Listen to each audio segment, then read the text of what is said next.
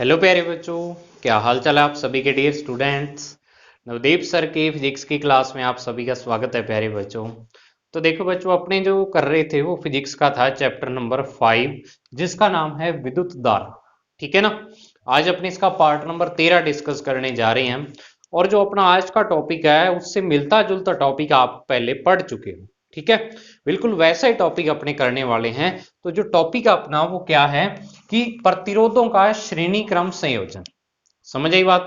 प्रतिरोध है उनका श्रेणी क्रम संयोजन। तो पहले आप संधारित्र वाला जब आपको मैंने चैप्टर करवाया था तो उस चैप्टर में आपने ये वाला टॉपिक पढ़ा था कि संधारित्रों का श्रेणी क्रम संयोजन और समांतर क्रम संयोजन, दो तरह के संयोजन होते हैं। तो बिल्कुल उसी टाइप का टॉपिक ये है। इसमें क्या है, अब अपने को प्रतिरोधों को समांतर और श्रेणी क्रम में लगाना है। ठीक है। तो अब देखो क्या है कि जो प्रतिरोध का जो चिन्ह होता है पहले वो देख लो। कि आपको पता है जब मैंने संधारित्र करवाया था तो संधारित्र का ये वाला चिन्ह बताया था। जब भी अपने परिपथ में संधारित्र को लगाते हैं तो ये वाला चिन्ह लगाते हैं। ठीक है। तो बिल्कुल इसी टाइप से अगर मैं बात करूं प्रतिरोध की, तो प्रतिरोध भी क्या है, इस टाइप से लगाया जाएगा। आपको ऊपर नीचे करके और इसको आर से अपने दर्शाएंगे, इसकी धारिता अपने सी से, तो इसका प्रतिरोध अपने आर से दर्शाएंगे। तो ये किसका निशान है, प्रतिरोध का निशान है। ठीक है। अब क्या है, कुछ प्रतिरोध ऐसे होते हैं जिनका मान चेंज हो जाता है। ठीक है, अभी अपने उनको वांछित मान के बना सकते हैं। 1 ओम का बना सकते हो, 2 का, 5 का, 10 का, या फिर जो इनको अपने बोल देते हैं रियोस्टेट या धारा नियंत्रक कह देते हैं। ठीक है। आपकी लैब में धारा नियंत्रक या रियोस्टेट पड़े होंगे, जब आपको प्रैक्टिकल करवाएंगे तब देखना। तो वो एक तरह का प्रतिरोध होता है, लेकिन उस प्रतिरोध का मान क्या होता है, समय के साथ बदल जाता है। मतलब आप उस प्रतिरोध के मान को चेंज कर सकते हो। समझ आई। तो उन प्रतिरोध का जो चिन्ह होता है वो अपने ऐसे लगाते हैं। भी जिन प्रतिरोधों का मान क्या हो, चेंज किया जा सकता हो, बदल सकते हो अपने मान, अपनी वांछित मान कोई भी उसका यूज कर सकते हो, तो वो क्या है कि उस प्रतिरोध को अपने इस प्रकार दर्शाते हैं। ठीक है ना। और सामान्य जो चिन्ह होता है उसमें ये वाली जो यानी तीर का निशान है ये नहीं लगाते, डायरेक्ट आप ऐसे ही लगाते हो। समझ आई इतनी बात। अब नेक्स्ट देखो कि अपने क्या है प्रतिरोधों का श्रेणी क्रम संयोजन पहले करने वाले हैं। बिल्कुल वैसे ही जैसे संधारित्रों का था, तो आप इसके साथ ही संधारित्रों वाला रिवाइज कर सकते हो। समझ आई बात आपकी। तो अब देखो सबसे पहले अपने पढ़ते हैं कि श्रेणी क्रम संयोजन होता क्या है। तो बिल्कुल जैसे आपने संधारित्रों का पढ़ा था वैसे ही प्रतिरोधों का है।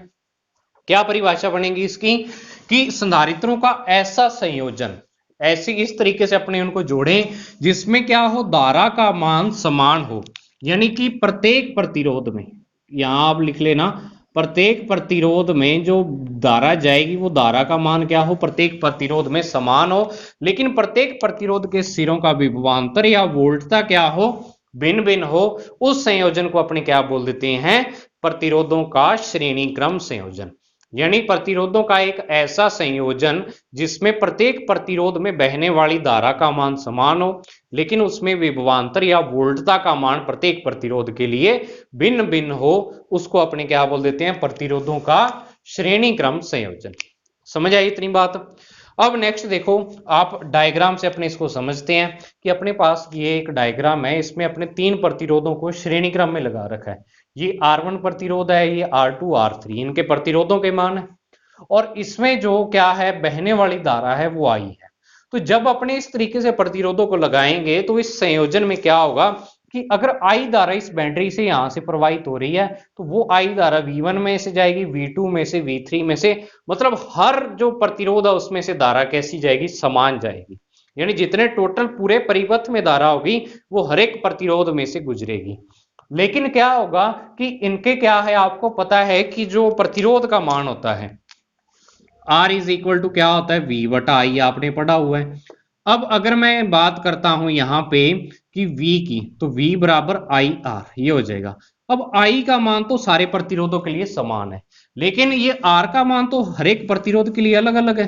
तो पहले प्रतिरोध के लिए R1 है, दूसरे के लिए R2 और तीसरे के लिए R3 है। तो अगर मैं वोल्टता देखूं यहाँ पे, तो वोल्टता भी पहले के लिए V1 आएगी, दूसरे के लिए V2 और तीसरे के लिए V3। तो मतलब इसमें वोल्टता का मान या विभवांतर का मान हर एक के लिए क्या होगा, भिन्न भिन्न। तो पहले प्रतिरोध के सिरों का जो विभवांतर या वोल्टता है वो V1 मान ली, और V2 और ये V3 मान लिया आपने। समझ आई इतनी बात। तो इसको आपने थ्योरेटिकली लिख दिया क्या, कि माना तीन प्रतिरोध हैं, R1 R2 R3 को किसमें, श्रेणी क्रम में अपने संयोजित कर रखा है। तो श्रेणी क्रम में संयोजित किया हुआ है, तो परिपथ में बहने वाली धारा I है, टोटल धारा कितनी है, I बह रही है। तो प्रतिरोधों का विभवांतर क्रमशः V1 V2 और V3 है।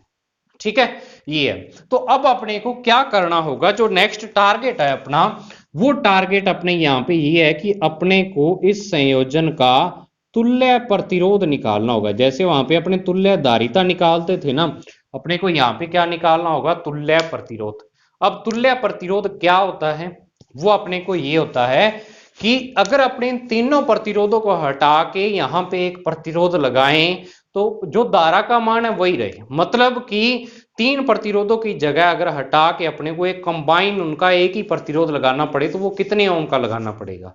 भी कोई एक ऐसा प्रतिरोध लगा दें भी इन तीनों की जगह वो एक ही काम करे और इन तीनों के बराबर काम करे, भी अपने को तीन लगाने ही ना पड़े, तीनों की जगह बस वो एक ही क्या कर दे, तीनों का काम कर दे। ठीक है, मतलब उसका जो टोटल प्रतिरोध है वो इन प्रतिरोधों के इक्वल आए, तो वो तुल्य प्रतिरोध होता है। तो उस तुल्य प्रतिरोध का मान अपने को ज्ञात करना है। समझ आई बात इतनी।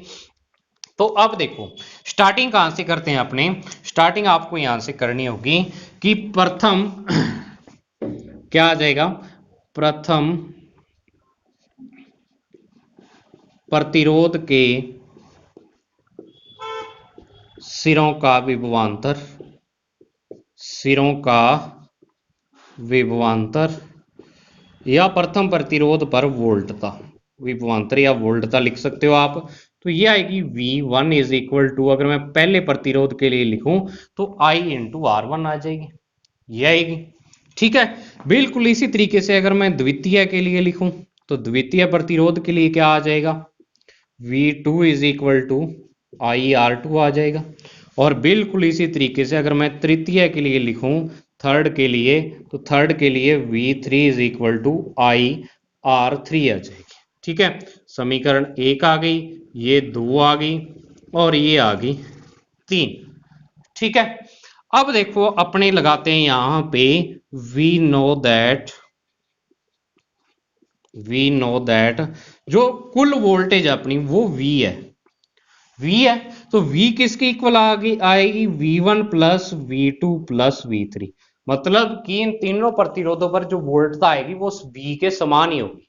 बस हाँ ऐसे बंट जाएगी, मान लो कि आपके पास V 12 वोल्ट है, तो ऐसे हो सकता है एक पर 4 हो, एक पर 3 हो और एक पर 5 वोल्ट हो।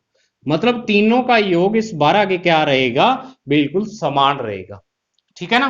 तो हर एक जो विद्युत परिपथ है उसमें ऐसे ही होता है, अगर वोल्टता कई जगह बंटी हुई है तो जो इस सर्किट में यहाँ पे वोल्टताओं का योग करेंगे वो इस वोल्टता के इक्वल आएगा, या विभवांतर के क्या आएगा, इक्वल आएगा ये वाला मान। तो ये क्या है, V बराबर V1 plus V2 plus V3। तो समीकरण 1 2 3 से अपने इसमें मान रख देते हैं। तो V बराबर IR1 प्लस IR2 और प्लस में IR3। तो V बराबर क्या आ जाएगा, I कॉमन आ जाएगा, यहाँ R1 plus R2 plus R3 आ जाएगा। समझ आई इतनी बात। ठीक है, इसको समीकरण नंबर दे दो आप 4। अब पुनः ठीक है, अब देखो अपने क्या मानते हैं कि माना इस संयोजन का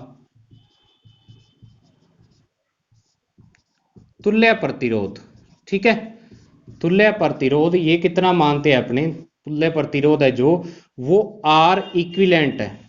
ठीक है, R इक्विवेलेंट, बुक में R इक्विवेलेंट दिया हुआ है, या कई जगह आपको अगर ये सीरीज कॉम्बिनेशन है, देखो क्या है सीरीज कॉम्बिनेशन है, तो RS भी लिखा हुआ मिल सकता है आपको। आपकी बुक में R इक्विवेलेंट मतलब, इक्विवेलेंट का मतलब होता है तुल्य, तो R इक्विवेलेंट है तो अपने ये वाली समीकरण लिख सकते हैं क्या, कि जो अगर तीनों प्रतिरोधों को मिला के इनका जो प्रतिरोध है वो आर इक्विवेलेंट है, तो जो अपनी टोटल वोल्टेज है वो I इंटू आर इक्विवेलेंट की इक्वल आ जाएगी, क्योंकि I तो सारे सर्किट में धारा है बहने वाली, V कुल वोल्टेज है, तो R कुल प्रतिरोध आ जाएगा। कुल वोल्टेज कुल विभवांतर बराबर कुल धारा गुणा में कुल प्रतिरोध, V बराबर IR फॉर्मूले से। ठीक है, तो लेकिन अपने समीकरण 4 में अपने लिख रखा है कि जो ये वाला है ये इसके बराबर आ रहे हैं वोल्टेज, लेकिन ये वाली समीकरण कह रही है कि अगर तुल्य प्रतिरोध आर इक्विवेलेंट है तो V बराबर आई आर इक्विवेलेंट। तो समीकरण 4 और 5 से क्या हो जाएगा, ये वाली चीज बराबर हो जाएगी। तो वही समीकरण 4 व 5 से, ठीक है, 4 और 5 से अपने लिखें तो आई सॉरी पहले ये वाला लिख लो आप, आई इंटू आर इक्विवेलेंट बराबर आई R1 plus R2 plus R3। तो I से I कैंसिल, तो R इक्विवेलेंट बराबर R1 plus R2 plus R3 आपके पास क्या आ जाएगा बच्चों, आंसर आ जाएगा। ठीक है, तो अपने को क्या पता लगा कि जो श्रेणी क्रम संयोजन में तुल्य प्रतिरोध है वो अलग अलग प्रतिरोधों के क्या आता है, योग के समान आता है। तो ये वाला जो रिजल्ट था ना, जब अपने धारिता के लिए पढ़ा था तो धारिता के लिए ये वाला रिजल्ट क्या आ रहा था, 1/CS बराबर 1/C1 1/C2 1/C3, और उसमें CP जो अपने क्या किया था समांतर क्रम, उसमें आ रहा था ये वाला रिजल्ट। लेकिन यहां क्या आ रहा है, श्रेणी क्रम में आ रहा है। ठीक है, वहां समांतर में आ रहा था, यहां श्रेणी में आ रहा है। अब इसके पीछे एक कारण है और वो कारण आपको मुझे बताना है, जब मैं समांतर क्रम संयोजन करवाऊंगा तब आपको वो वाला कारण बताऊंगा। तो आपको एक कारण ढूंढना है और टेलीग्राम चैनल का जो डिस्कशन ग्रुप है वहां पे आप आंसर दे सकते हो इसका, या कमेंट बॉक्स में आंसर दे सकते हो आप, क्या कि समांतर प्रतिरोध जब अपने क्या किया था, धारिता निकाली थी, तो धारिता का जो समांतर क्रम का सूत्र है वो प्रतिरोध में श्रेणी का प्राप्त हो रहा है, वैसे बिल्कुल वैसा सूत्र। तो ऐसा क्यों हो रहा है, रीजन क्या है इसके पीछे। ठीक है, मैथमेटिकल रीजन है और कोई नहीं है, आप ऐसे मत समझना कि कोई और रीजन होगा इसके पीछे, फिजिक्स का कोई मीनिंग होगा, मैथमेटिकल कारण है, गणित के हिसाब से कोई ऊपर नीचे टर्म हो रही है उसके कारण हो रहा है ऐसा। तो वो आपको बताना है इसका आंसर, मैं आपको जब समांतर क्रम संयोजन कराऊंगा ना इससे अगला पार्ट, तब इसका आंसर बता दूंगा। ये आ रहा है। अब देखो अगर अपने क्या करें, अगर अपने मान लें कि यदि n प्रतिरोध श्रेणी क्रम में संयोजित हो, श्रेणी क्रम में हो या श्रेणी क्रम में लगे हो या संयोजित हो, तो देखो R इक्विवेलेंट जो आपका आएगा वो क्या आ जाएगा, R1 plus R2 plus R3 dash dash dash plus Rn आ जाएगा, ये फॉर्मूला आ जाएगा बच्चों। ठीक है, और अगर मैं लिखूं यदि, ये पहली कंडीशन थी, n समान प्रतिरोध,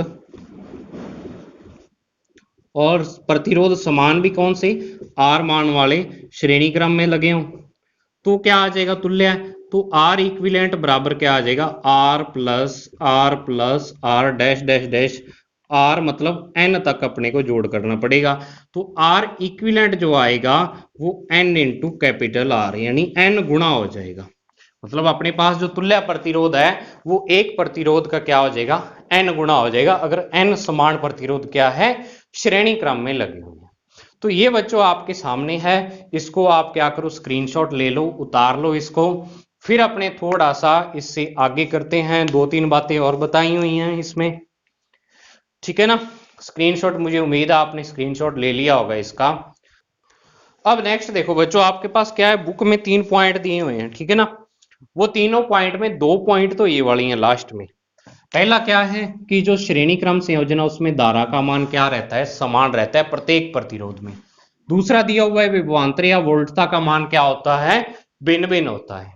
और तीसरा उसमें दिया हुआ है कि जो इसमें तुल्य प्रतिरोध का मान है, यानी जो इस संयोजन का तुल्य प्रतिरोध है वो बड़ा होता है परिपथ में लगे बड़े से बड़े प्रतिरोध से, बड़े से बड़े प्रतिरोध से। ठीक है, अब ये क्या है कि अगर मान लो आपके पास जैसे 3 प्रतिरोध लगे हुए हैं ऐसे श्रेणी क्रम में, श्रेणी क्रम में ये 5 ओम का है, ये 4 ओम का है और ये भी 4 ओम का है, या आप इसको ऐसे कह लो भी ये 1 ओम का है। तो अगर इसका तुल्य निकालो तो 5 और 4 9 और 1 10 ओम आ जाएगा। अब इसके कहने का मतलब है भी ये जो तुल्य प्रतिरोध यानी 10 ओम है, ये इस परिपथ में जो बड़े से बड़ा प्रतिरोध कितना है, 5 ओम है, इससे बड़ा होगा हमेशा। तो बड़ा होगा ही क्योंकि इसमें जुड़ा हुआ है कुछ ना कुछ, इस 5 ओम में कुछ ना कुछ जोड़ के ही तुल्य आएगा। तो अगर जोड़ के आएगा तो क्या आएगा, इससे बड़ा आएगा हमेशा। मतलब जो तुल्य प्रतिरोध का मान है वो बड़े से बड़े प्रतिरोध से क्या होता है, ज्यादा होता है। ये 3 पॉइंट इसमें दिए हुए थे, ठीक है। तो अब ये था बच्चों आपका आज का टॉपिक, क्या है, प्रतिरोधों का श्रेणी क्रम संयोजन। तो आपको फॉर्मूला याद रखना है, इस पे बहुत से न्यूमेरिकल आते हैं। ये आपके टॉपिक है ना, जो ये आपके अब जो सिलेबस है 60% उसमें नहीं दिया हुआ, उससे हटा दिया है ये वाला। लेकिन ये कंपटीशन के लिहाज से बच्चों आपको बता रहा हूं मैं, बहुत ही ज्यादा इंपॉर्टेंट टॉपिक है। कंपटीशन में बहुत सारे क्वेश्चन इस पे बेस्ड आते हैं और आपको बहुत ही मोस्ट इंपॉर्टेंट टॉपिक आप इसको बोल सकते हो। और आज जो न्यूज आई है ना न्यूज़पेपर में, दैनिक जागरण जो न्यूज़पेपर है उसमें, कि जो अपने मानव संसाधन विकास मंत्री हैं, एमएचआरडी मंत्री हैं, उन्होंने कहा है कि इस बार आईआईटी और नीट का जो सिलेबस है वो कम नहीं होगा। हालांकि बोर्ड ने कम कर दिया है, यानी बोर्ड वाले पेपर में कम आएगा लेकिन उसमें कम नहीं आएगा। तो इसका मतलब आपको कंप्लीट सिलेबस करना पड़ेगा, जो बात मैं आपको स्टार्टिंग से कह रहा हूँ, ठीक है ना। तो आपको क्या है, बहुत ही अच्छे तरीके से टॉपिक करना है। कहां से स्टार्ट करना है, वोल्टेज से। I V is equal to I R, बिल्कुल सिंपल सा है, 2 स्टेप में होने वाला फॉर्मूला है। तो इसको 2-3 बार लिख के देखना, मेन चीजें इसमें ध्यान रखनी है। और मिलते हैं बच्चों अपने नेक्स्ट वीडियो में, तब तक के लिए thank you, have a nice day dear student.